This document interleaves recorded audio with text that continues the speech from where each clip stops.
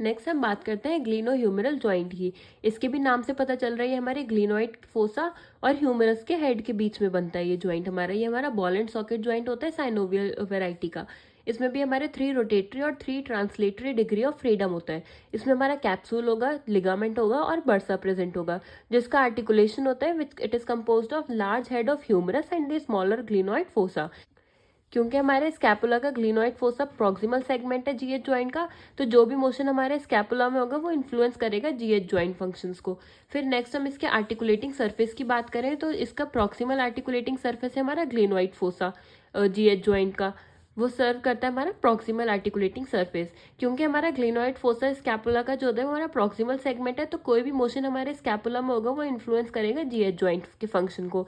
अब जो ओरिएंटेशन होता है of shallow concavity of glenoid fossa वो वेरी करता है with resting position of scapula on the thorax with motion.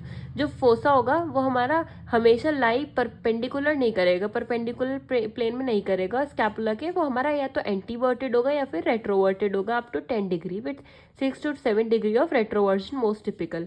अब अगर हमारा एंटीवर्जन होगा तो ग्लिनोइड फोसा फेस कैसे करेगा, हमारा स्लाइटली एंटीरियरली करेगा in relation to the plane of body of scapula and with retroversion slightly posterior.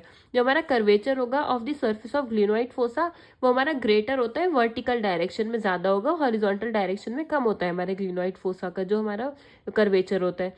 With substantial variability between subject. जो कॉन्केविटी होगी फोसा की वो इंक्रीज होती है बाय आर्टिकुलर कार्टिलेज, जो कि हमारा थिन होता है मिडिल से और थिक होता है पेरीफेरी से, जो कि इंप्रूव करता है congruency with humeral head.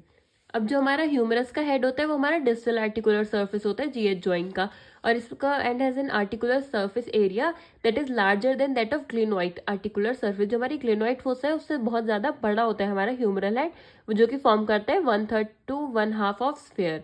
Anatomical position कैसी होती है, हमारा जो हेड होता है वो मीडियली फेस करता है superiorly and posteriorly with regard to the shaft of humerus and humeral condyle.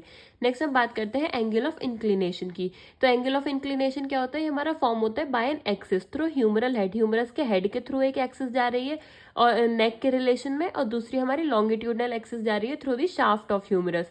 ये नॉर्मली हमारा होता है 130 to 150 degree in frontal plane. Next आता है हमारा एंगल ऑफ टॉर्शन। ये हमारा कैसे फॉर्म होता है, by an axis through the humerus head and neck in relation to the axis through humeral condyle. ये हमारे हम सुपीरियर व्यू से देख रहे हैं इसको, तो हमारे ये ऊपर क्या है, हमारा ह्यूमरस का हेड है, और नीचे की तरफ ये जो लाइन है ये हमारी ह्यूमरस की कॉन्डाइल जो है उनकी लाइन है। तो इससे जो एंगल हमारा फॉर्म हो रहा है ट्रांसवर्स प्लेन में वो है हमारा एंगल ऑफ टॉर्शन। ये हमारा नॉर्मली 30 डिग्री पोस्टीरियर होता है।